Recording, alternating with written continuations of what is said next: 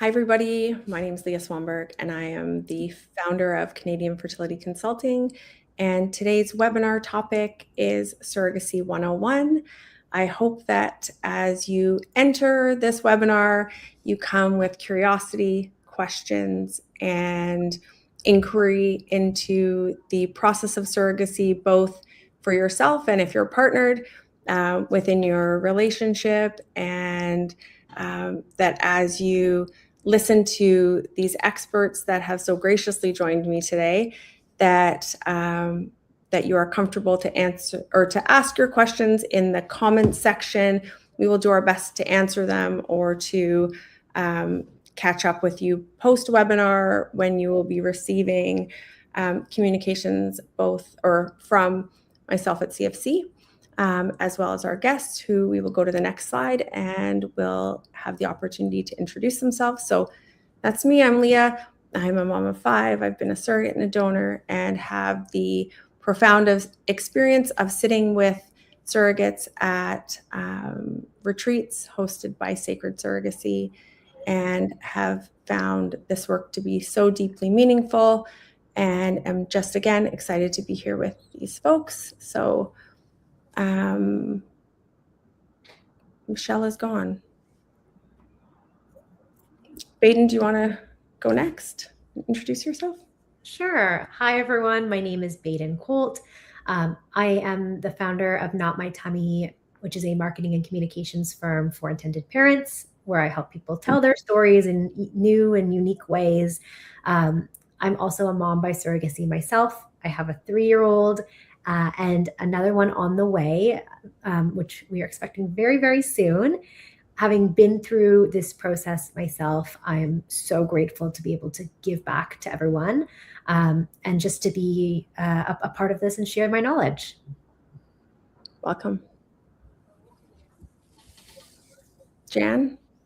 Hi, I'm Jan Silverman, and I'm a counselor. I work primarily at the Create Fertility Center.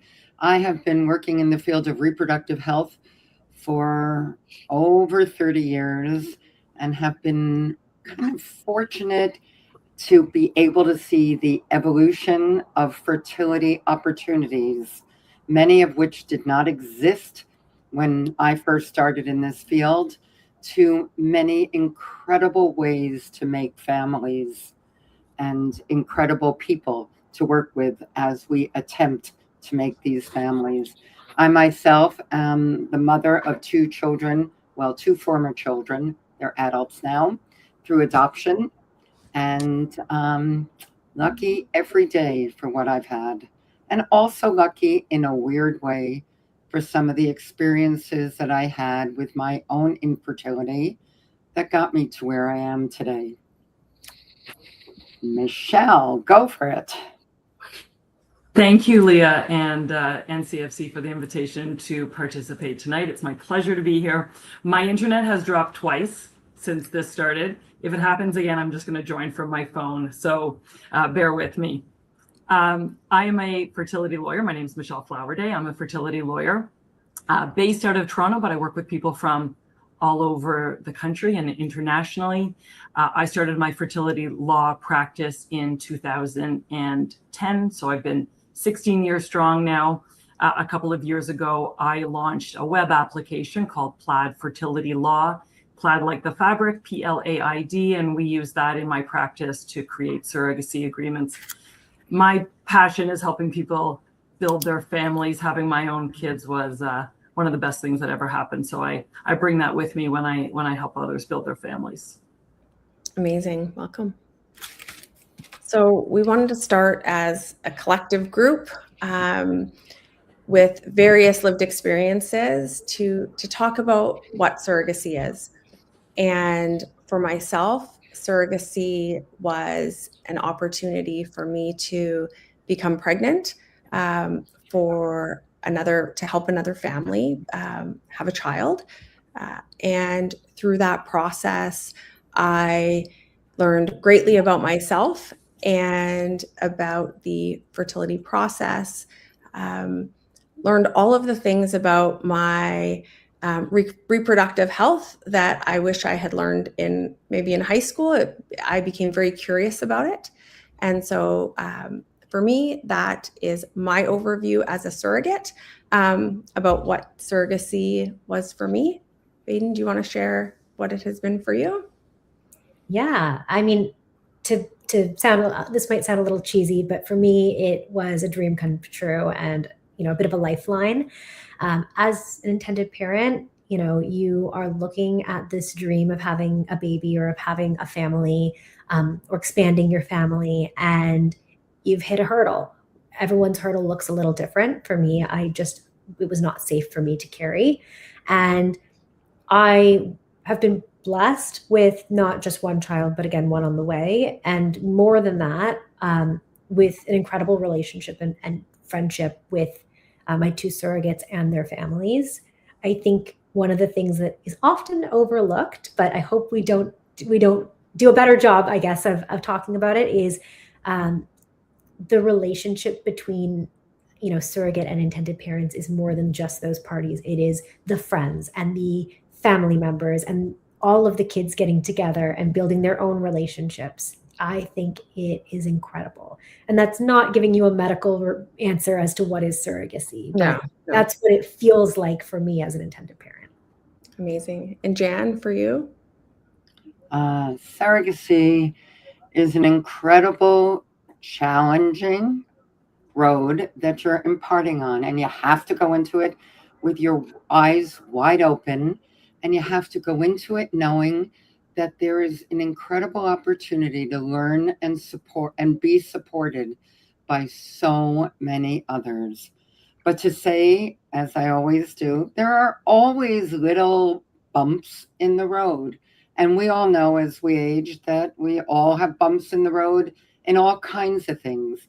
And what we work at in surrogacy and through all the people that we're working with tonight is how to make sure these little bumps stay just bumps and not develop more. And again, that's why I always stress the importance of a team approach, a strong team approach, and a team approach of people that know the field, understand what it's about, and are going to work with you to create the best possible experience that you will achieve your dream of making a family through surrogacy. Absolutely. And it's interesting because I've had a couple of messages since we started, and it's, I'm a surrogate and I'm watching this webinar, and I guess I didn't think that surrogates would be watching this webinar because we really targeted it to intended parents. So I think all of this is for me as a surrogate is really touching to hear. So thank you. Michelle, do you want to talk about what surrogacy has been for you and your lived experience, and then maybe talk a little bit about the legal framework as well while you're going over Absolutely. So I share all of the views above, in particular, Jan as being a supporting member of a team. Together will help make a journey safe and rewarding and memorable for everyone. That's how I see my role, is to sort of guide or shepherd people from beginning all the way from the idea of wanting to build their family through surrogacy, and when it's appropriate, all the way through to the end when there's a baby in your arms. It's really been my life's passion and the most rewarding way to spend my work time. So yeah, that's what surrogacy has been to me. Watching people go from the dream of having a child to actually coming to my office holding that baby is just phenomenal.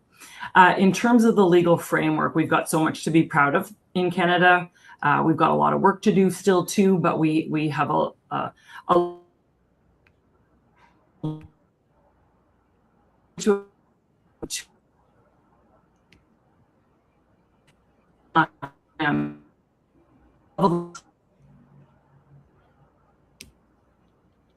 Oh, Michelle, you're frozen.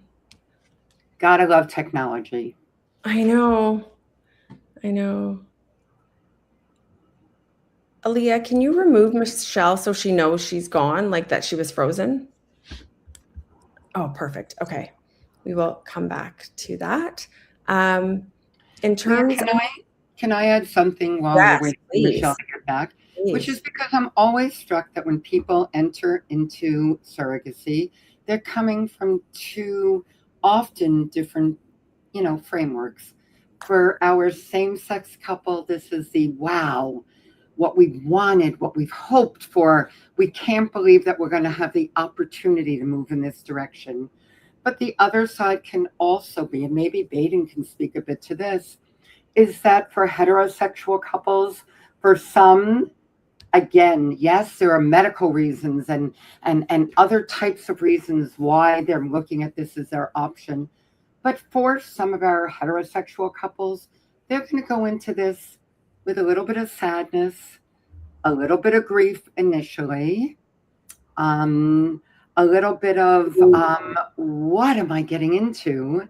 Where our same-sex couples are from this rah.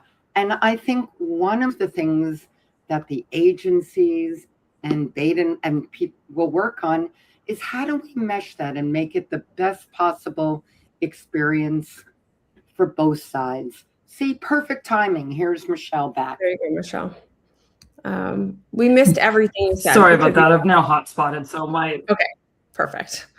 Okay, so I wanted to talk about the legal framework. I'm just going to jump right into I'm going to jump right into the framework. So the way I like to start explaining it to people interested in surrogacy is we've got a lot of protections in Canada. I think we still have ways to go here, but we have a lot to be proud of.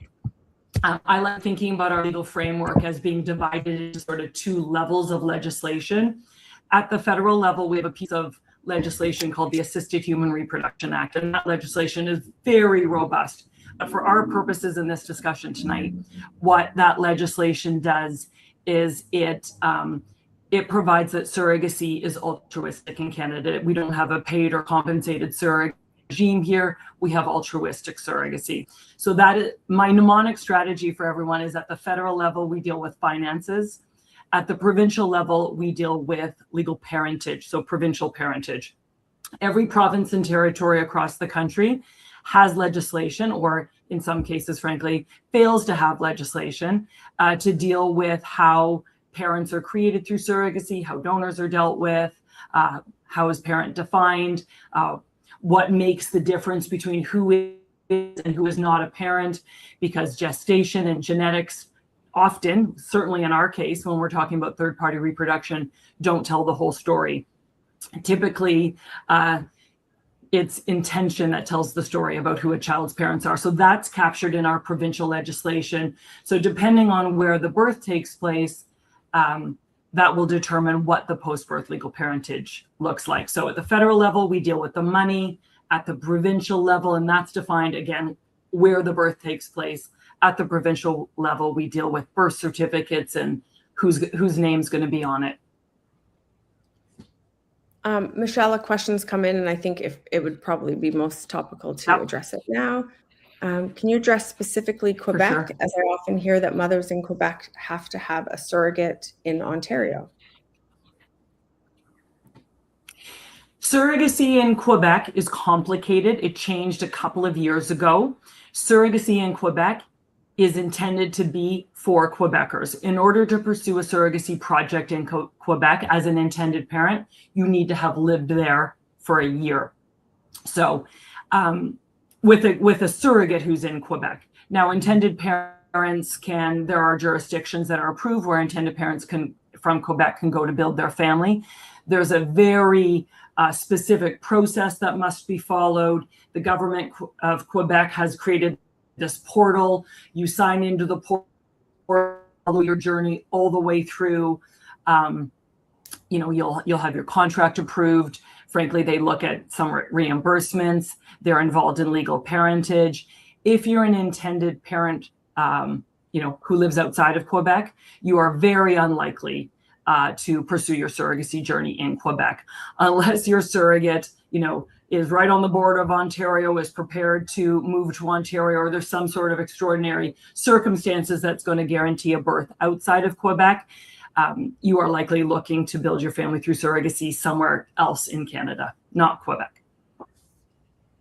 And to that question, we will drop the link in for a webinar that we had about Quebec surrogacy and lessons we've learned along the way in terms of the registration for intended parents and their surrogate to participate, as well as post-birth, the reimbursement portal that Michelle spoke about. So thank you.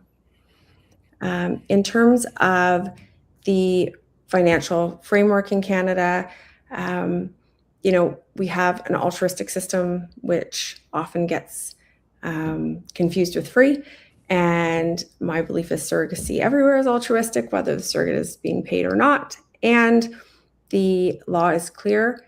Everyone can profit and make money except the surrogate. And we work within that, Canada works within that framework in terms of a reimbursement of the surrogate's expenses.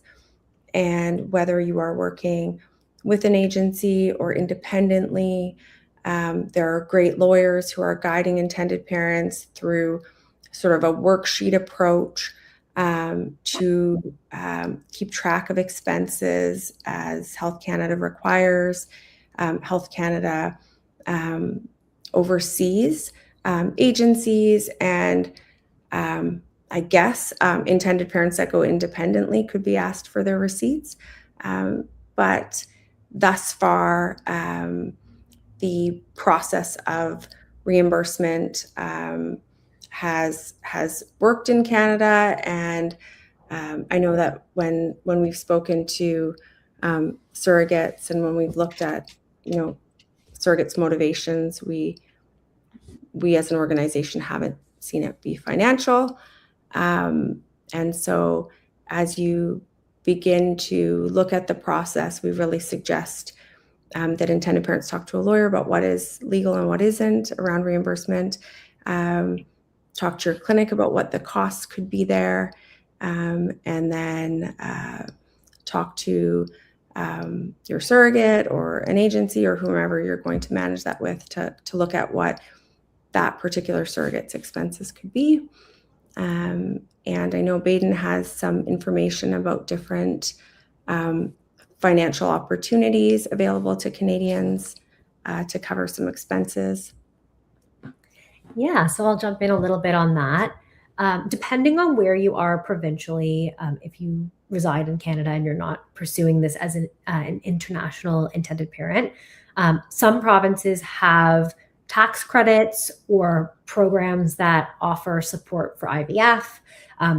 If you are in Ontario, you are one of the lucky few because there's the most robust financial supports for those going through IVF and surrogacy in Ontario. But that's not to say that there are not other opportunities in other places. So if you are looking to get information on tax credits, tax breaks, grants, things like that, I would recommend taking a look at Fertility Matters, which is a national patient advocacy organization for infertility in general, but they'll have resources for each province. You can also reach out to the local organizations in your province of choice. In Ontario, that's Conceivable Dreams. In Alberta, that's Fertility Alberta. There are a number more, but some of the names are slipping me now. And then not depending on where you are, but for anyone who is a resident of Canada, there is Fertility Friends Foundation, which is a fantastic organization Michelle is also involved with, where you can apply for grants twice a year. There's an application process. They look at your story, your financial and medical need, and they can decide based on the funds that they have raised in the 6 months prior to distribute a number of grants for those who are going through surrogacy, egg donation, sperm donation, embryo donation, IVF, IUI. So if you meet those criteria, it's a great thing to look into. And they're $5,000 grants. If you're going through surrogacy and you don't yet have embryos made, it goes up to a $10,000 grant. So while it won't cover everything, it is substantial, and it chips away at those overall costs. Absolutely. And, to piggyback on that, we have seen just such an increase in employer support.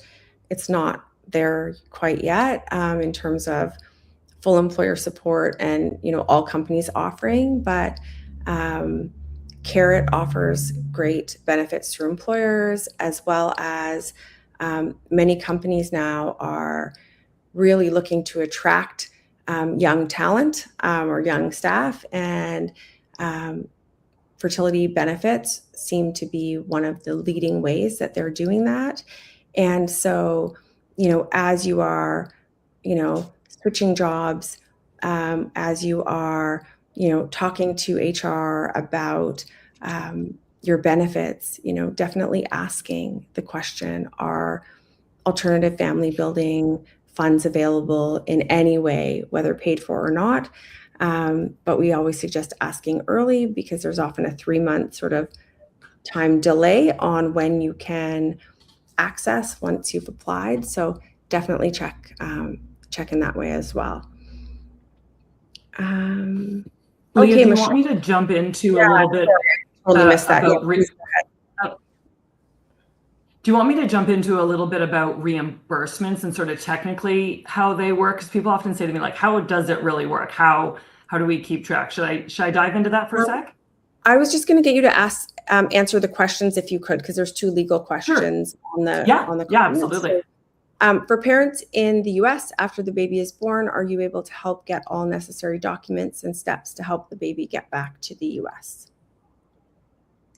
Absolutely. So what we do, so I'm a lawyer in Toronto, but in the province of Ontario, that's where I'm called to the bar. So any births that are in Ontario, I can assist with. There's 2 different processes for becoming the parents of your child born through surrogacy in Ontario.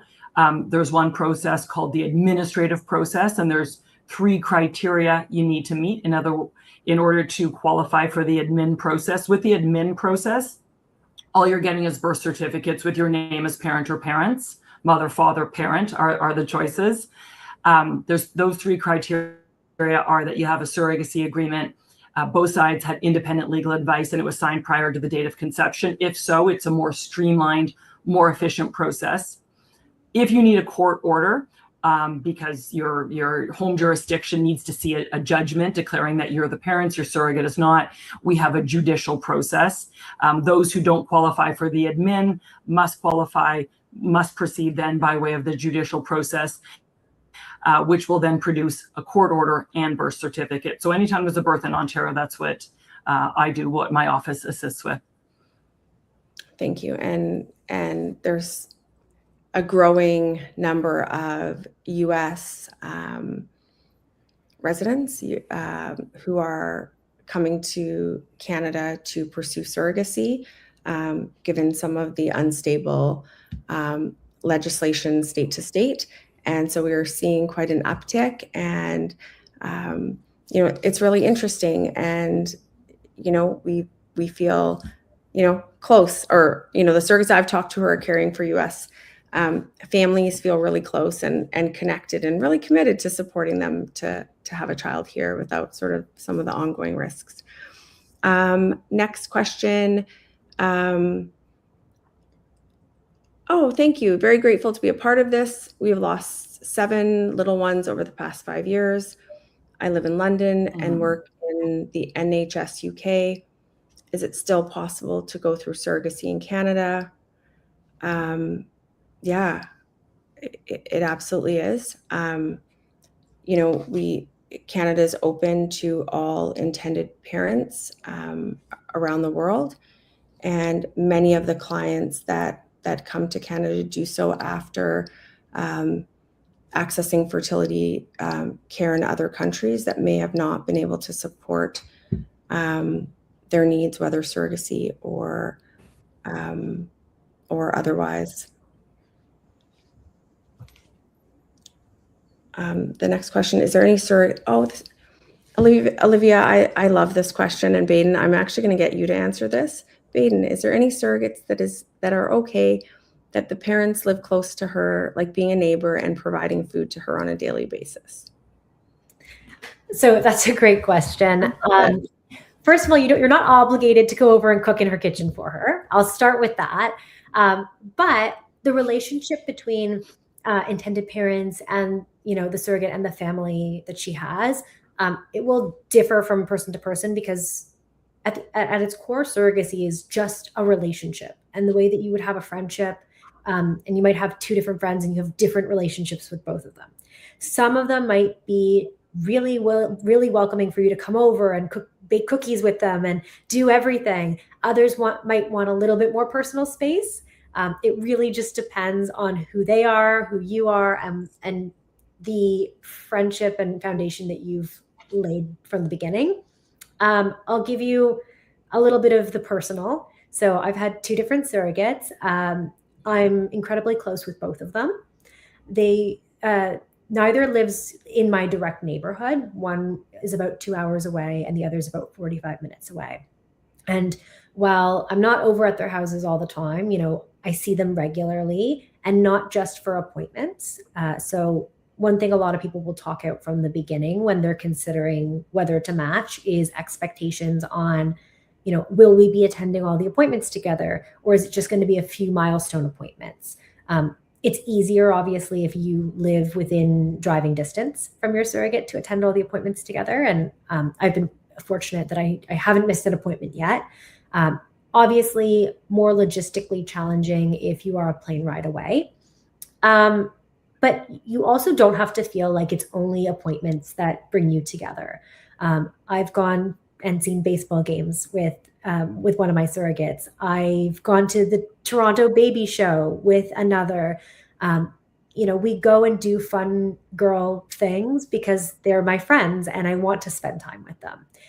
Surrogacy aside, I think in a dream world, that's what you're building ultimately. So if you want to cook for them, or I've baked bread for my surrogates before because I like to do that. So is it an obligation? No. Is it welcome? Sure, absolutely. And Jan, what would you say as a counselor doing this over 30 years in terms of building a relationship that's boundaried while still being supportive to your surrogate and her family? Thank you, Leah. That's a really good question, because each situation brings uniqueness, because each person is a personality. And the same way that you may have a surrogate that wants you right there, you may also have a surrogate that says, no, I need space. Not that I don't care about you, but I need space. I had a surrogate this week that said the intended parents wanted to FaceTime me every single day. And she said, I can't.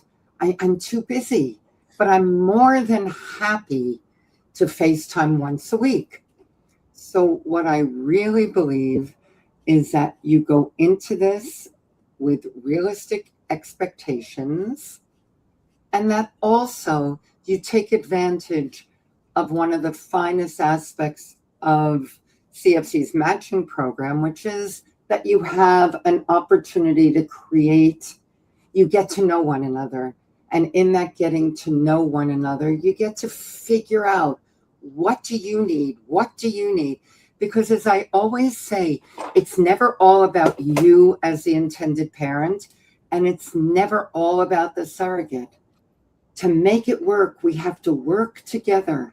We have to come up with ways to figure out, what do I want and need?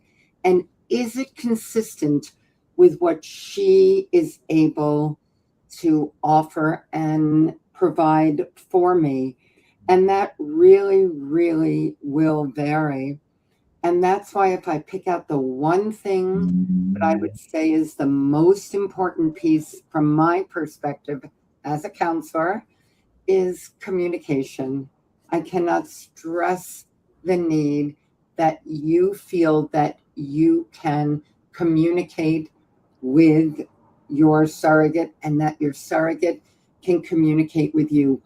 Understanding, much like many relationships, we're not all the same. We have our quieter people, we have our noisier people, we have our people that are very excitable, and then we have ours that are very calm.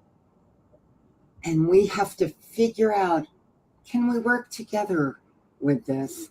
And if I stress one thing, it's about working together to figure out, what do you need to make this journey work as comfortably and well for both sides, because at the end of the day, I want the IPs to have the baby, but I want the surrogate to go, oh my God, what an incredible experience this has been.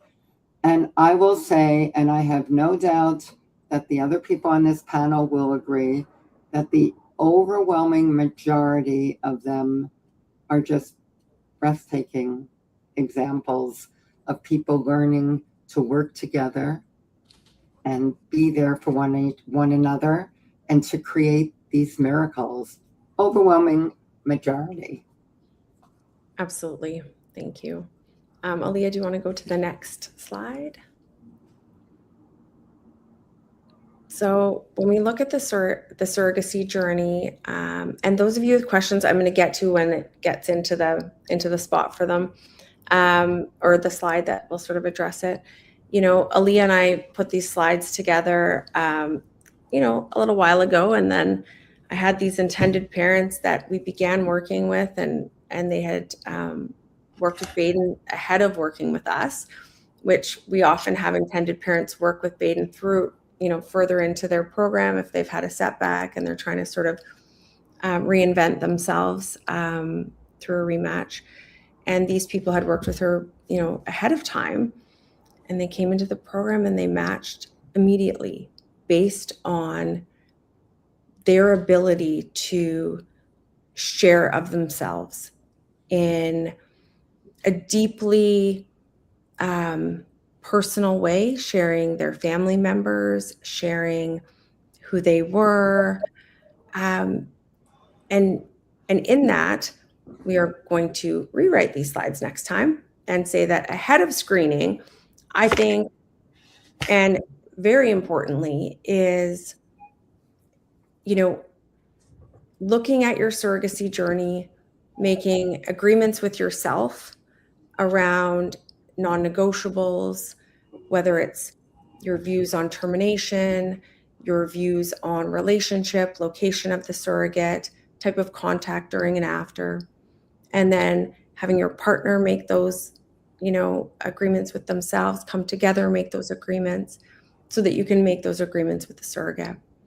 And as you're creating that sort of narrative together, or if you're single, you know, with yourself of what you're looking for, having someone with the ability to share that in a way that, you know, is honoring the experience and not just, I'm John and Jenny, I want a surrogate who lives near me, willing to terminate, is okay that I'm, you know, whatever, you know, and Baden, if you want to talk a little bit about that early preparation before even maybe entering the side door of a journey. Mm-hmm. So absolutely right what you were saying about for yourself, and if you have a partner, really understanding what you are looking for out of this journey, and being honest with yourself, because you don't want to be in a situation where you are starting match conversations and you're not clear on what you want, because it can put you in an awkward position. I like to think of it in terms of like, this is what I need and this is what I would like. And here, anything that's on the need list, do not compromise on. You know, if you need someone to be, you know, aligned with you on your termination views, which that should be a need for everyone. No matter what your views are, you should have alignment there. You know, that's a need. A want could be like her to live within a 2-hour drive of me. Well, maybe you end up meeting someone who lives 3 hours away, but you're a really good fit otherwise. You know, that's where you can give a little bit. But knowing exactly what you're looking for before you ever even start to have conversations with people is a really good compass that will lead you to the right match. But then once you've kind of decided what it is you're looking for, you have to recognize that matching is a 2-person job, right? So just like you're looking at a prospective surrogate and going, I need to be able to trust her, and I want to be able to know she can carry safely, and I'd like her. She also has to like you and trust you and pick you. So with that in mind, I like to think of this whole process as dating, but it's platonic dating. So when you start a surrogacy journey, you kind of have to think, why did my partner, if I have one, why did they choose me? What would my friends or family say when asked about me, in terms of my good qualities, my interests, my hobbies? And when you're looking for a match, it's important that right off the bat, that prospective surrogate can get all of those pieces that matter about you as a first impression. So when I work with people or talk to people about this process, it's to remind people that even if you've potentially been through a traumatic journey in trying to build your family and you're feeling pretty low, you're meeting someone for the first time and you're trying to form a connection. So yes, you want to talk about termination and vaccination and journey expectations, but you also want to know, is she a Blue Jays fan? Does she like to scuba dive? It's not that you're necessarily going to do these things together, but do you have similar interests and hobbies that you can strike up conversation on? And down the line, when you spend time together, will you have things that will bring you together in connection rather than, dead air when you're trying to figure out what you're supposed to talk to each other about? So getting really clear on who you are and then building your own profile. Again, this is before we talk about, ever introducing the surrogate to this piece. You're building your own profile, or you're introducing yourself to a prospective surrogate, and you're thinking, I know what's great about me. I know what's going to make me a great parent, or I know what's going to make my partner a great parent. And that's what needs to come forward. A little tip for anyone who's at that stage: if you feel a little uncomfortable bragging about yourself, which most people do, then have your partner do it for you. So this is for those who are in a couple, but if you can speak to all the amazing qualities of your partner and they can speak to the amazing qualities of you, then neither of you has to sit there saying, I'm baited and I'm so fabulous, which can come across a little awkward. Instead, it's, my partner's going to be a great dad because, he's so patient and he's so loving and, so diligent, and you can highlight each other's strengths in that way.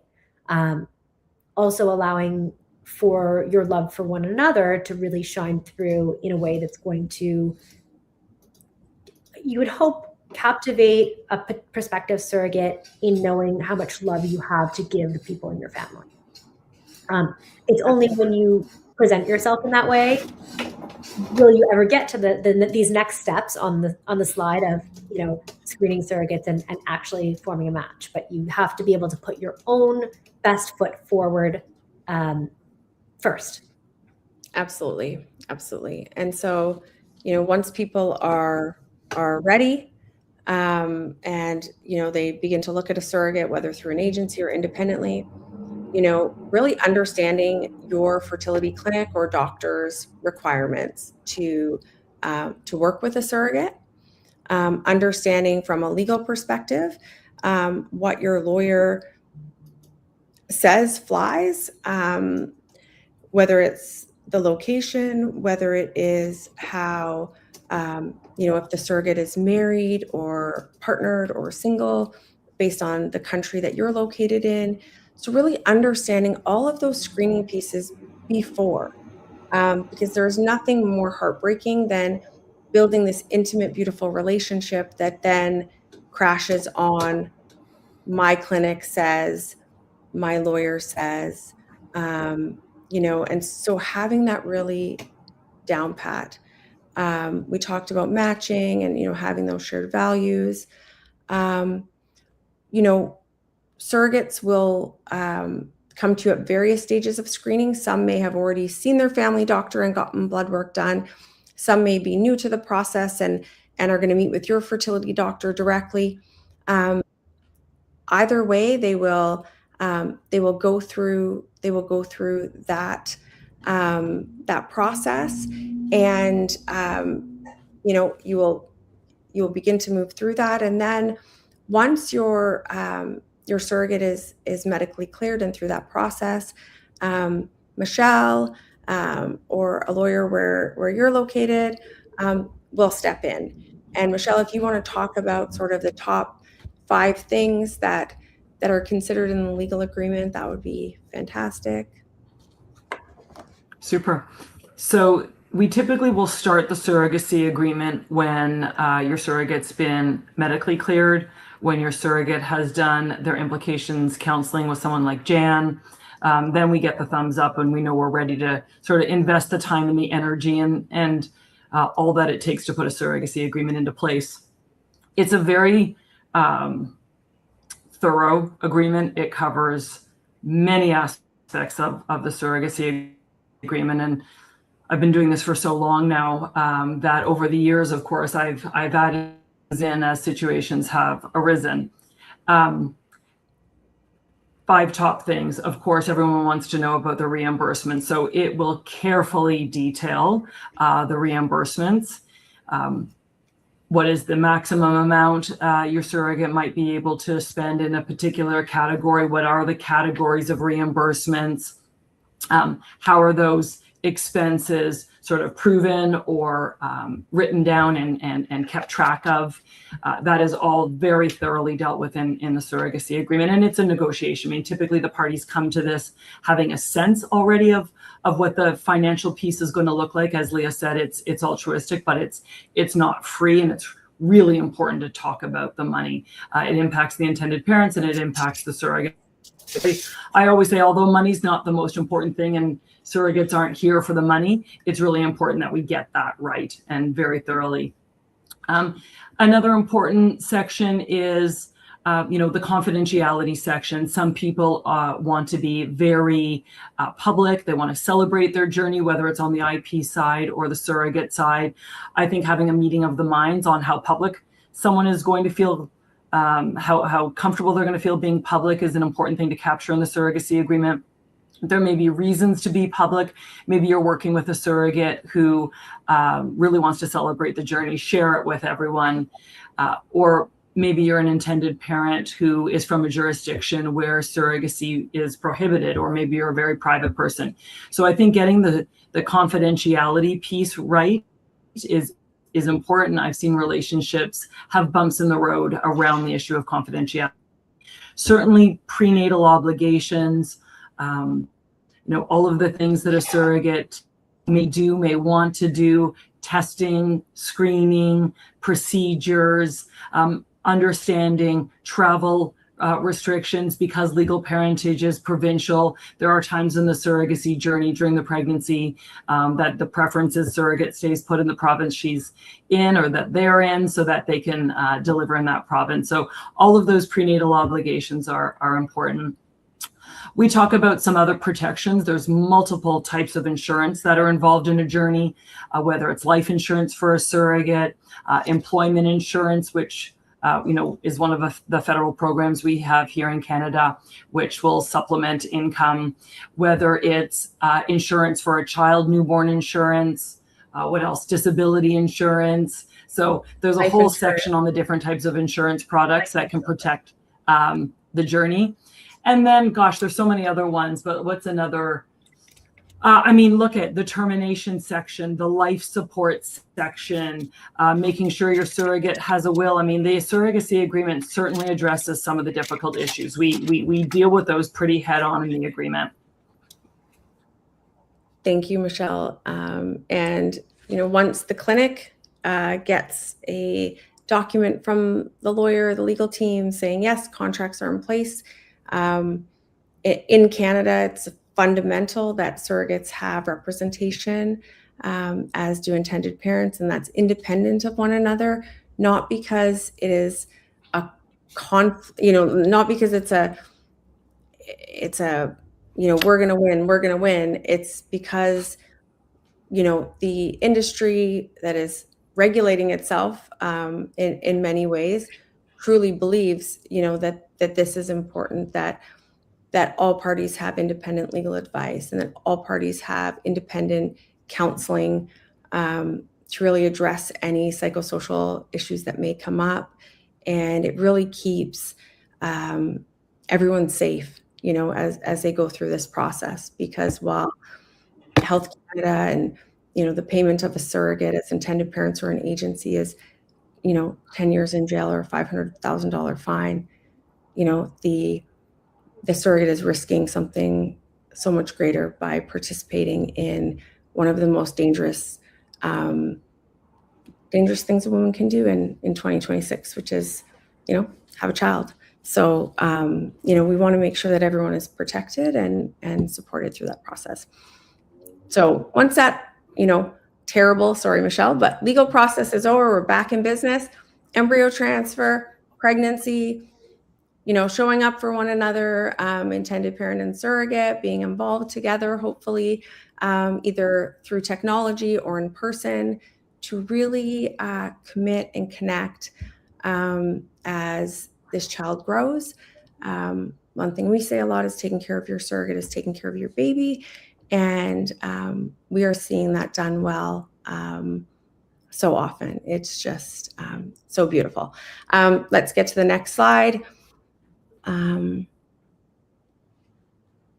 Okay, and I think we've talked a lot about legal agreements, so we're going to go to the next one, and I'm going to start going through questions. Okay, we're going to talk about the intended parent perspective. And in that, I'm going to see what questions I can kind of lump into that. Is there Canadian legal issues to consider if the embryo transfer happens in Mexico and the surrogate lives in Mexico? Mexico has become a really popular destination for surrogacy. I have been to Mexico City multiple times with our partner program, Sacred Surrogacy, offering retreats and just sitting in women's circles with surrogates there. And I think that really the key is to talk to a lawyer in your jurisdiction who refers you to a lawyer in Mexico to really talk about if it's safe, the safety in terms of how long will you stay after, how will you come home, will your baby be a Canadian? Yes, it is possible. And when you receive the playback and the information, Michelle, I'm sure will have lots to send you and talk to you about that. Michelle, Yeah. you're working with that. For sure. Yeah. For sure. In fact, we went to Mexico together once a few years Oh, yeah. ago. Yeah, we did. We were on yeah. that trip together. Yes. Yeah, there's lots to say about Mexico for the right people. It can be a really positive experience. It can be the right jurisdiction. For some, it's not. And there's some key questions to ask to get to that answer pretty quickly. So I'm always happy to speak with people about that. Amazing. As intended parents, I would like to inquire about how your company handles implantation failure or miscarriage in the first trimester. We work with clinics across North America, so in Canada and the US, and miscarriage, we are told by doctors that we work with, it happens 20% of the time with IVF. And that number isn't limited by those working with a gestational carrier, with those working, carrying their own embryos or embryos of an egg donor. And so when we look at miscarriage, when we look at loss, when we look at grief, whether it is the first trimester, whether it is at week 39, our goal as an organization is to ensure that the surrogate and the intended parents have the legal support they need, whether it is to end a contract, review a contract and understand financial obligations as well as obligations around moving forward with another transfer. Jan, who works, as she said, primarily at Create, Create Fertility offers a service that I've not seen anywhere else clinically, which is counseling support throughout for their patients to ensure that intended parents and surrogates have that support individually or together. We also have a psychotherapist on staff that if someone does suffer a loss, there's an immediate referral with a maximum of 24-hour turnaround to offer that support. From a medical perspective, we really rely on the doctors that we work with to make recommendations based on, how did that happen? Because we see that happen, and we see the grief attached to it, and sort of what can come up for people. And so we are really committed to intended parents and surrogates having all of the support that that is necessary, or that they're coming forward and asking for. Michelle, I'll let you answer this next one. Is it legal to pay an egg donor and surrogate for surrogacy in British Columbia? No, that's a short answer. No, the legislation that deals with reimbursements is federal, remember, federal finances, and all across the country. It doesn't matter where you live, where your surrogate, where your donor, where your intended parents live. The law is consistent. It's the same. You can only reimburse your donor and your surrogate for their reasonable, that's the key word, reasonable out-of-pocket expenses related to the donation, related to the surrogacy. Okay, and Baden, do you have any tips for those who are in communities, message board communities, matching on their own, and maybe they have come across a surrogate who is asking for money up front, or who is that maybe they've seen on the internet that there's lawyers or others in communities sort of saying, hey, you can pay people now in Canada. What sort of tips would you have for people around this kind of a question, and how to decide, is it payment or reimbursement? Mm-hmm. So I think the best thing you can do is arm yourself with really good information. And this is a message to anyone watching, if you have not had a one-on-one phone call or video call with a lawyer yet, now is the time. Michelle is a great resource for you.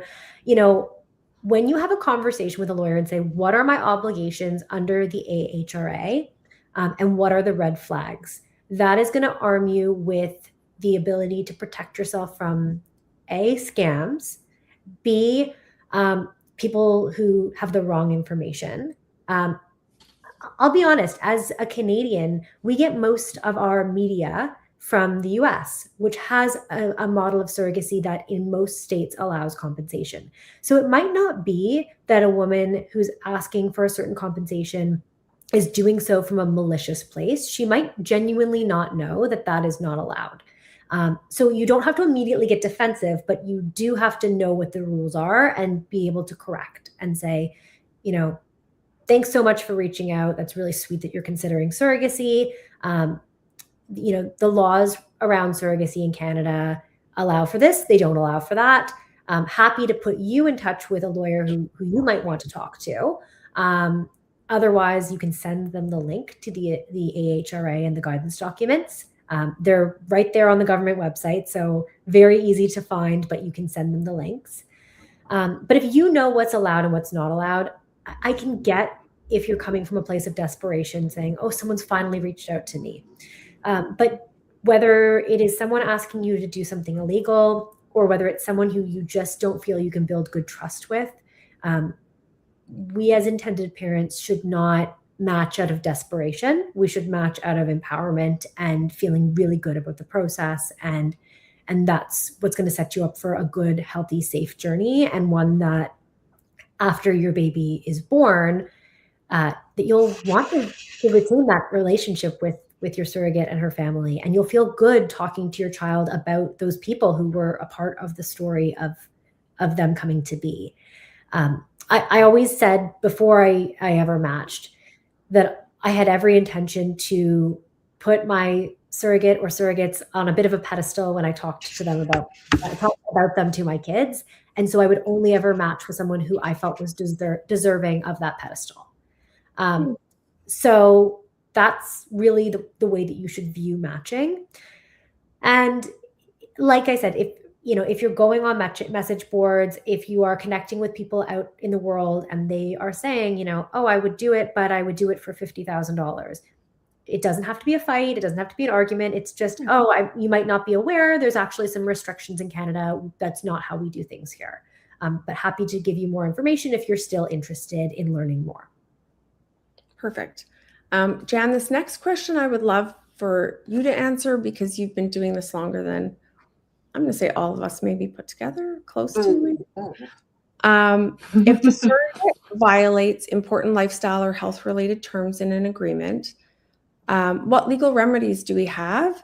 Like smoking, drinking, using recreational drugs, taking medications, or repeatedly ignoring medical advice. Are these provisions actually enforceable, or are they based on trust? And Jan, what I'd love for you to talk about is, that trust piece and how someone could develop that with a surrogate. Good, because I can't answer the legal part of it. That's Michelle's jurisdiction. Yes. But I will say that when I talk to intended parents, I usually have my 3 points about what has to go into a surrogacy before you make the selection.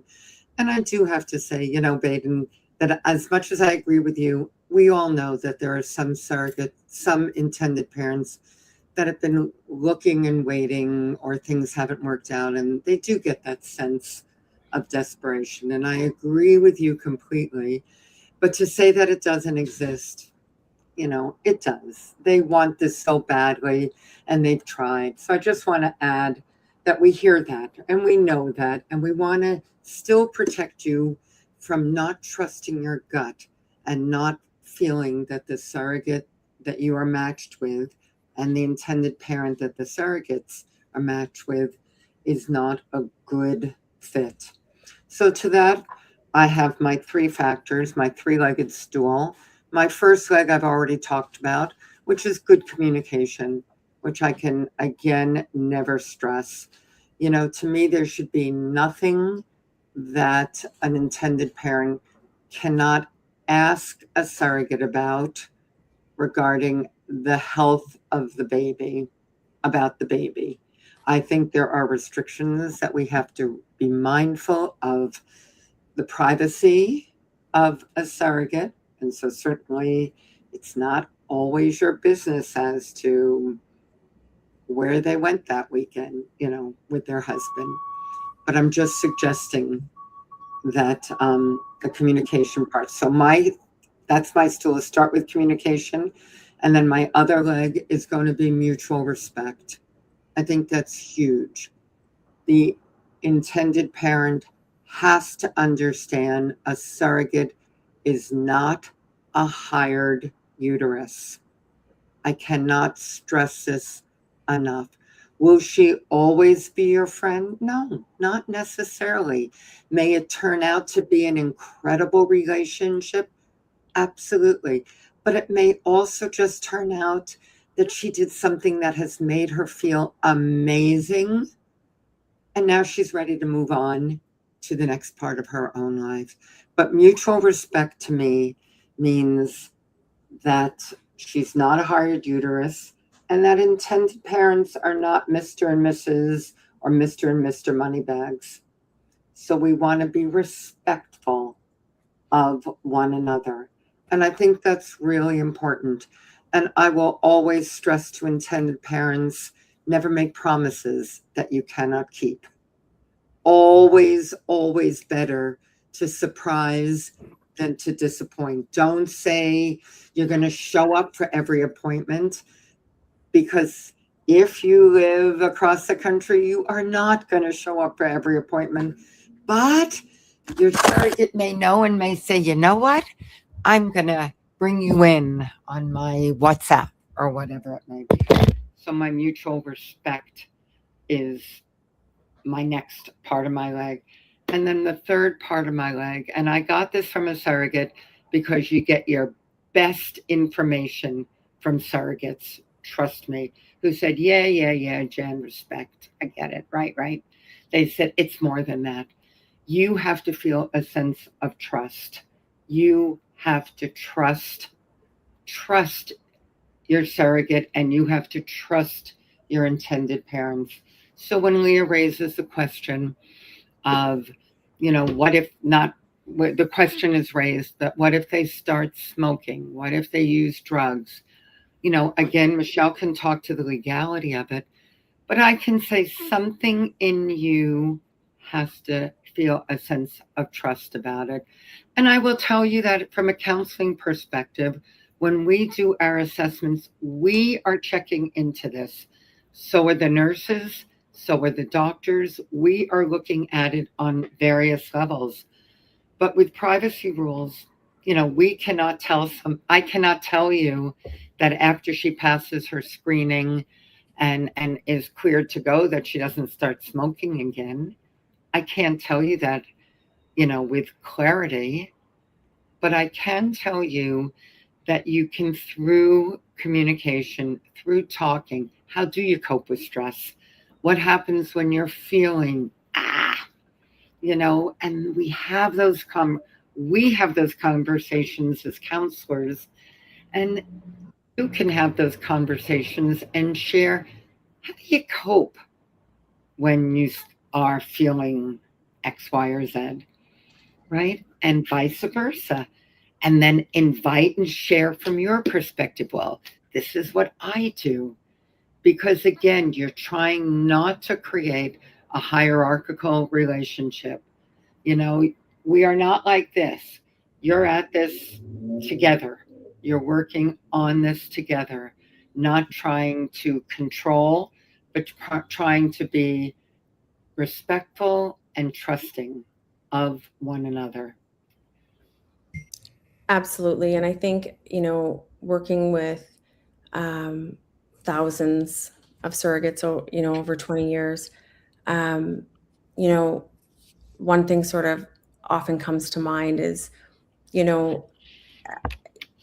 choices that we might make, as moms for ourselves. I might look at my phone and be distracted if I'm just in my car with my kids, but if I'm driving carpool and have someone else's, like my phone is in the trunk because this is someone else's kids. And I will say, when we think about theoretical versus, risks that we're seeing, there's this theoretical risk that a surrogate might drink or, use cannabis or, those types of things. And what we see in our lived experience is surrogates struggling with, with prenatal depression and requiring medication and having to have sort of those conversations with their intended parents. Or we see surrogates who are struggling, with, maybe not going on medication, but struggling with mental health because pregnancy, there is a risk of prenatal depression or antenatal depression. And so, I'll let Michelle speak for a moment about contractually, what could happen if someone does that. And before she talks about it, I just want to really share that, one thing we know is when women are supported, when surrogates are supported, they're able to make good decisions. When surrogates have access to great food and clean water and, psychosocial support and community of other women showing up for them, the outcomes look really different. And so we love surrogacy in Canada because we know there's access to all of those things. And in Canada, we're really proud of that. And that's not agency specific, that's country specific. So Michelle, if you want to talk about legally what could happen to a surrogate if she were doing those crazy things. And if you see it, if it's a more of a risk than I think. Yeah. There's so much I could say about this, about the trust and the communication and the three-legged stool, and having seen thousands of these as well, how important all of that is. I always remind people that by the time you get to the point of moving forward and there being a pregnancy, if you're working with an agency, surrogate intended parents, and surrogates under a lot of scrutiny. Surrogates been vetted by the agency. Surrogate has spoken with the counselor. Surrogate's been medically cleared by the fertility doctor. The final step in that is intended parents and surrogate needing to decide together that they want to move forward. So there's lots of stages where people can back out and say this isn't going to work for one reason or another. There's lots of eyes on the journey.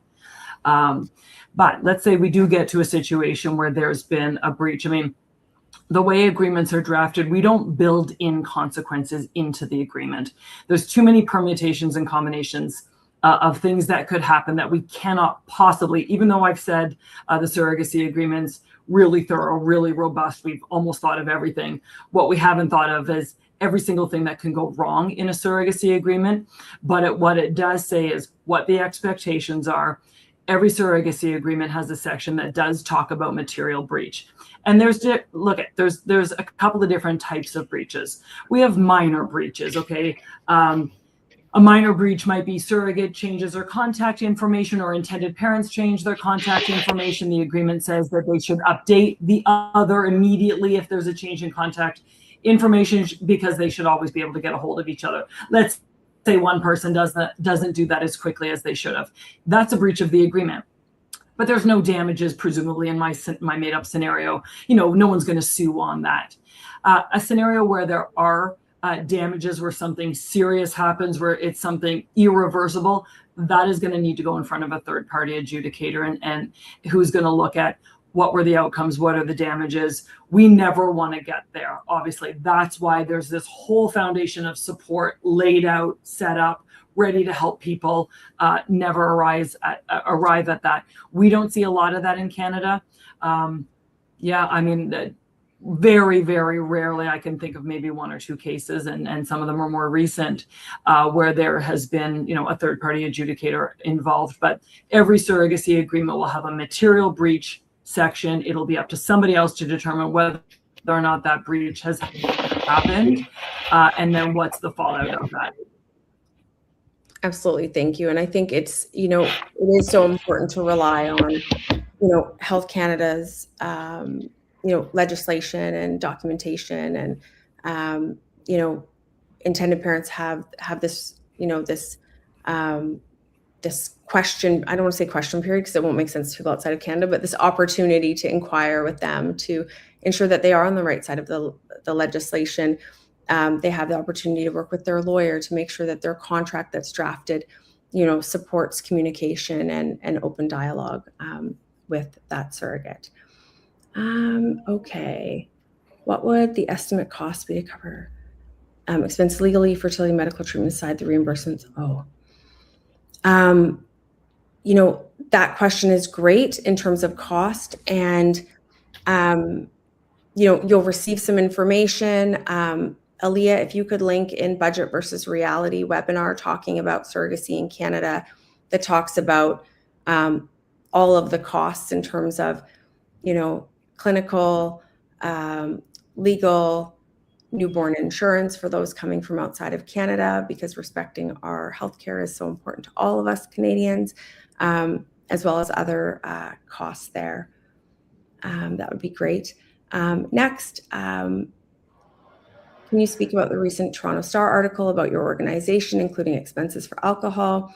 What would be done in that situation to rectify what happened to that couple? I will say this. This case is an ongoing litigation, so I'm unable to talk about it. And I respect deeply all parties involved in every surrogacy journey. And I have great disappointment that the Toronto Star reporter did not speak to the surrogate who was pregnant and all of these accusations are being made against. Having been a surrogate myself, I was deeply troubled by that, and that in these surrogacy journeys, surrogates are, as I said earlier, their lives are on the line as women do, die during childbirth, and they take that risk. It's in the contract, and so caring for, supporting surrogates means showing up for them in community, and it's unfortunate that reporter took a very different position. Next question: what qualifies someone to opt for surrogacy in Canada? Medical need, social need. Baden, do you know if Fertility Matters has a list? I don't know. They might. They're actually working on a new surrogacy and third party guidance piece. It's not out yet. It'll probably be a year or so, but if I can jump in on that, Yeah, please. for some people, it's an infertility diagnosis that stems from losses or inability to get pregnant. For some people, it's an infertility diagnosis that stems from they could get pregnant, but it would be unsafe for them or the baby. I fall into that category. I take medication that makes it an inhospitable environment. So that's where I'm at. The entire definition of infertility actually changed about a year and a half ago, to actually include same-sex couples too. So I know that there are people out there and perhaps on this webinar who say, well, I'm in a same-sex couple, so does that count as infertility? It does. Infertility is simply that you cannot safely carry a baby to term with the equipment that you're working with, and your medical history being what it is. It doesn't, and an inability to carry safely doesn't necessarily mean can't get pregnant. It could mean can't get pregnant safely for the baby, or it could also mean can't stay pregnant safely yourself. But there's a number of different ways that will look. And then only when you find yourself in that position, if we're talking about what qualifies someone to opt for surrogacy, some might reach that infertility diagnosis and say, okay, I want to pursue surrogacy. For others, they'll either choose to remain childless by choice, or in some views, not by choice. Some will pursue adoption. Some might have an opportunity to take on a kinship placement in their family, but it will differ for everyone. And surrogacy isn't the answer for every couple or every individual. I absolutely agree. And if you are at a fertility clinic and you have been struggling and you're bringing yourself forward and you're just not being seen by your doctor, like you're not being heard, it may be time to find another doctor. There used to be, when I started 20 years ago with this, it was, women had to have suffered 3 losses prior to being able to pursue surrogacy. And, now we know we don't need to torture people prior to them being able to access fertility treatments that would help them or allow them to build their families. So, thank you for that, Baden. Wondering if we have age limits for intended parents. Jan, I know you're on an ethics committee there at Create Fertility Center, and I'd love to know what the largest surrogacy clinic is doing around age and ageism. And I know there was a gatekeeper's dilemma with CFAS, Canada's Fertility Andrology Society, addressing ageism within the industry or within the medical profession. So what are they saying, Jan? Gotta tell you, I love these seminars because you do not shy away from the rough questions. So yeah, good for you. I have to say, quite honestly, this is something that the ethics committee struggles with on a regular basis. And currently, there is no age limit for intended parents at the Create Clinic. Now, there is an age limit to how old an intended mother can carry for herself. Oh. And the recommendation may be that if they want to pursue parenting, that they look at the use of a surrogate because of the potential health. That being said, it is still something that the committee struggles with, and it's always raises its head, right, Michelle? Again and again. Michelle is on that committee as well. Oh, yes. And it has raised its head. Yeah. Because Jen, go ahead. Michelle, did you want to say something about that? Remember all of those discussions around if the intended parents are coupled, that the upper age, when you add their ages together, was something like 110. I mean, nowhere in the law does it say that there's an age limit, but The CFAS has recommendations. Each clinic who does third-party reproduction should or does have an ethics committee, and it's really a little bit piecemeal across the country. There is no established criteria. I mean, we've had cases where it comes to the committee and it feels very inappropriate for a single person in their 70s that wants to have a child. So it's been scrutinized, but just to quickly clarify, the reason that there is no age restriction right now is that there used to be an age restriction for women, but there was not an age restriction for men. And that was deemed by the ethics committee to be not fair. How can you impose that a woman over 55 cannot have a child, but a man over 55 can? So if you're wondering where the history comes, so I am going to suggest stay tuned, because we have a new chair of the ethics committee, and we're going to see where where let's look at age take 452, leads us to. But suffice to say, I'm just going to suggest, though, from a counseling perspective, that you also have to always think about that it's not just what do I want, because the one that doesn't get the voice is the resulting child. And again, we can look at it from two sides. Would any child wish not to be born? But we also have to think, what will be the experience of a child born under certain circumstances?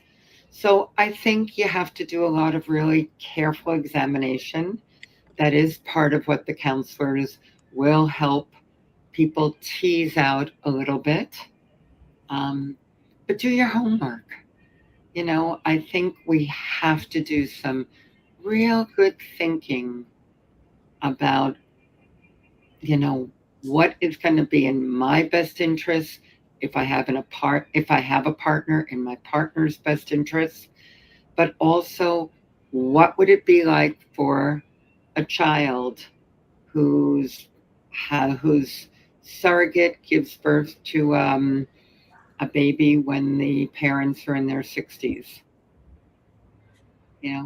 Food for thought. And please, to everyone listening in, do your thinking, do your homework, do your talking, explore, take advantage of all the avenues that are available to us. That's the beauty when you've been in something for a long time and you get to see how many things have opened up and how many more people are there to listen, help, support, teach, and help you to learn. Absolutely. Absolutely. The next question is about breast milk. And, I think that, as Baden said, each surrogacy journey is so unique, and Jan spoke of that as well. And, there are so many options available for milk, whether it's a donor milk milk bank, whether it's the surrogate pumping and providing milk for you, whether it's intended parents choosing to formula feed, whether it is intended moms inducing lactation in order to breastfeed their child. And so as you're going through this process, it really is being able to look at, look and have inquiry into all of these things that may be so important to you as an intended parent. And it may be that, breast milk's really important to me as an intended parent, and my surrogate doesn't have a milk supply because she doesn't live with the baby that's crying. And how to really create flexibility within those pieces. And so you know, we and, you know, counselors and, you know, sometimes people will put it into a contract. The intention is that the surrogate will pump and the supplies will be covered as an expense. And sometimes that happens and sometimes it doesn't. But, you know, I think that you would, these questions probably, or these things would be in a surrogate's profile through an agency, or something you'd learn about the surrogate probably pretty early on if it's something she was up for, and really is important if it's important to you. I can jump in. On my first journey, my surrogate pumped for our daughter for 6 weeks, I believe, or it might have been 8 weeks. And the way that we lined it up was if she felt comfortable doing it, and she wasn't having any, medical challenges with it and had some supply, she said she was happy to pump while she was off and recovering. So we lined it up with the amount of time that she was going to be off from work. During that time, she pumped for us, and then she kind of weaned off of pumping just before going and returning to work. In our situation, that worked out really nicely. In my second journey, a little bit different. Our surrogate said from the get-go that she would love to pump, that she previously donated to NICU babies and other babies in her community, and said, "I will be pumping. Would you like the breast milk, or should I find someone else to give this to?" And of course, our intention, for all of our intention, is for us to take in that breast milk.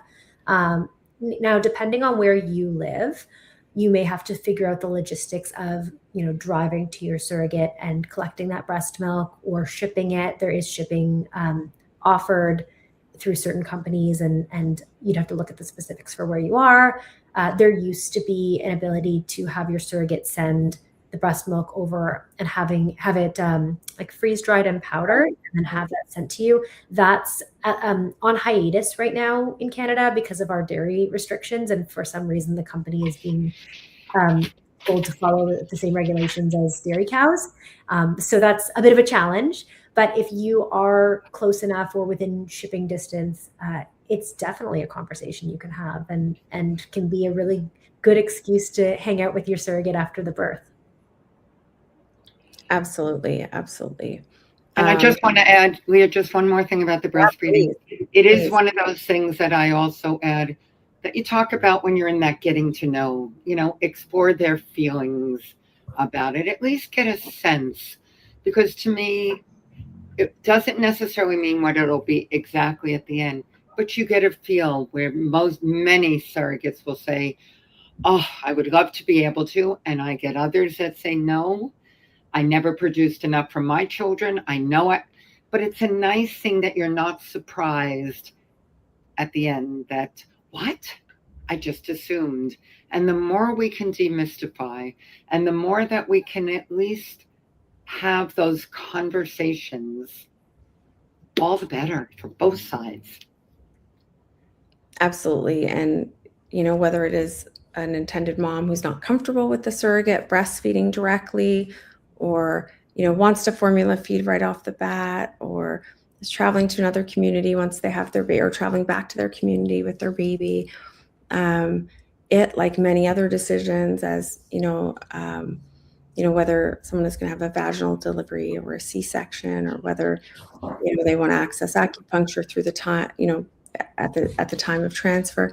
There's so many layers to a self-responsible relational partnership. So I'm responsible for myself and in relationship with you, and they're responsible for themselves in relationship to you. So bringing forward what you would like, and negotiating what the other person is up for, I think is really important. We have one last question. This one will be for you, Michelle. I'm living in Toronto. If I am, it says using, I'm going to say working with a surrogate from Mexico, will I need 2 lawyers, one in Canada and the other in Mexico? Michelle, what do you say on that? You'll need two lawyers at two different points in time. When you're working on putting your surrogacy agreement in place, you will likely work with a Mexican fertility or surrogacy lawyer who understands the laws and what it's going to get your name on your child's birth certificate, etc. When you return to Canada with your child, you'll work with an immigration lawyer to establish citizenship for your child. And there may be some parentage stuff involved. There's a couple of different processes in Mexico. Sometimes I'm going to court and doing declarations of parentage for couples who bring their baby home, but two different lawyers, different points in time. Mexican lawyer to start, Canadian lawyer likely at the end of the journey. And I would add, I think the 2 hours with a lawyer, with a Canadian lawyer prior to proceeding, is best money spent. I Sure, will also absolutely in a plug for Canada's top immigration lawyer, who we relied on through COVID, and we've relied on for many cross-border surrogacy journeys, Stephen Green. If you have questions about that, feel free to email us back when we send you out information.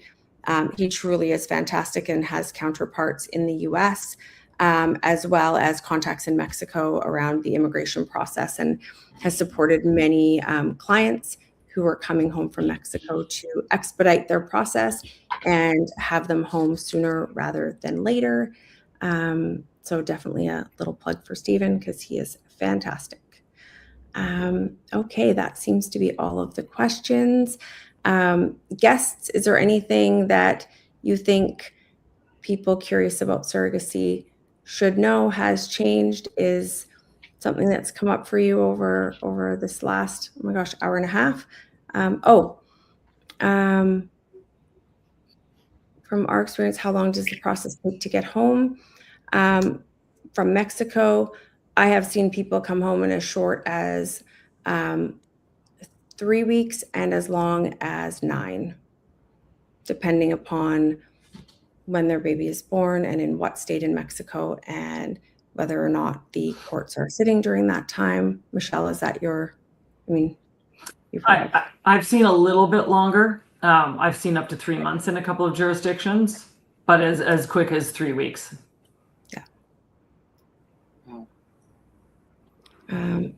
Okay.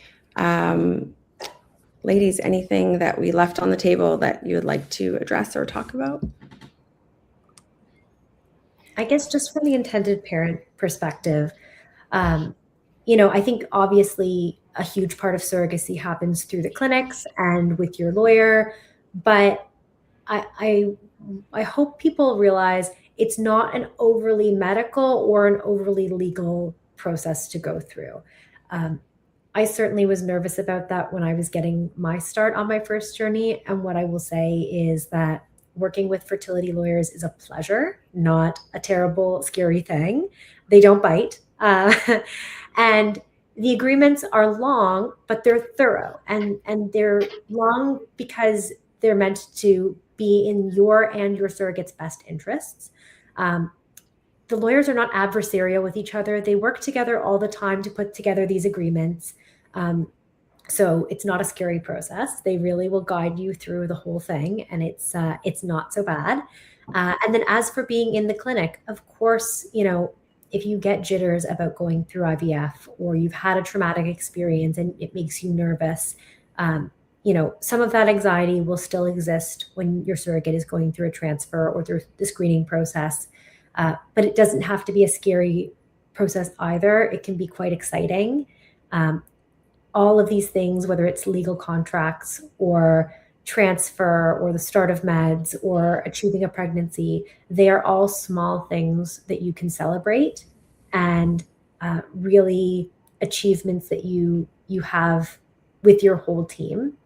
And something unique and special about surrogacy is that everyone on that team baby, is really invested not just in you as a client, but they do want so desperately to see the happy ending for you. So if you are feeling anxious or scared or nervous, or you have questions, you can pick up the phone and call any of the people you're working with, and they care. They have come into this field because they care. And I think that's been kind of my universal experience as an intended parent, that anyone working in the fertility space wants to hear you out and wants you to succeed. So as nerve-wracking as this process can be, there's a lot of really good people cheering you on. And I just want to dovetail on that, because my one last word would be to be your own best advocate. I think for people that have attended here today, you have seen that there's teams that are approachable. Ask your questions. Don't be afraid to ask, because you're going to find that there are people that are not only able to answer your questions, but that want to answer your questions to help make this the best possible process for you. So be there for yourselves. That's both sides, surrogates and IPs. Absolutely. Taking care of your future child's mom, your future child's dad, if you're a dad on this call, is so important, because when they arrive, it's go time, and exhaustion, as Baden will probably attest to, is real and just stays, So, getting lots of sleep, taking care of yourself as you go through this process is so important. One last question, and then we'll close it up. Just a quick question, maybe this is already covered. So why are people choosing to become a surrogate if there's no monetary benefit? Is it spiritual? We sit with surrogates at retreats, hundreds a year, and no two answers are the same as to why people participate. And it is remarkable. And yeah, there's no two answer that's the same. And I know, having been a surrogate and having been with surrogates, it's, providing hope to someone, showing up in community for someone, and helping, helping people. And that's what, fundamentally moms do. They volunteer, they overextend themselves, they bake sales at school, and, all of these things that I know I've participated in as a mom and have been very meaningful for me with my own children. And I could not imagine not having that. I carried for two intended moms who intentionally wanted to become moms. And I was really drawn to that for many sort of personal reasons. And it really was meaningful. And so, as you start uncovering what you're looking for, and as you start looking for a surrogate and talking to surrogates, if you're working with an agency, ask them, hey, do you have any experienced surrogates in your program I could talk to and just get some mentorship from? We've started this mentorship program, and it's been so great, because then you can ask these questions to someone that you're not risking anything, because she's not going to be your surrogate, but you can say, hey, I have all these questions, like, could I ask this one? Would this one seem rude? What is the etiquette? And what these surrogates who are mentoring keep saying is, people keep asking, how do you do this? Why, what is it? And, they give their answer, and the person's just, oh, okay, wow. Like, and it creates this dialogue and this opportunity of, self-reflection of, I want to be a parent. And if I became a parent, what would that change for me? And when you can look at that and meet yourself as a future mom or a future dad, knowing that is where we as surrogates come from, is that place of future mom, future dad that you will be in, should you move forward and should you get there. And there are no guarantees. Clinics can make guarantees of, live births and this and all of these things. And, while for the majority of people it does end in parenthood, and it's wonderful, there are no guarantees. And so finding people who can support you along the way as you celebrate, as you go through deep grief that is confusing and knocks you off course, really just leaning into professionals and supports at your clinic, legal professionals, those like Baden, and you will be in great hands. So thank you, everyone. I'm sure we are going to have these webinars ongoing, and you will be receiving information from Flower Day Law, from Not My Tummy, from us at CFC, and from Create Fertility Center, where Jan is partnered, to learn more about the services we offer, and we'd love to connect. So thank you everyone for joining us.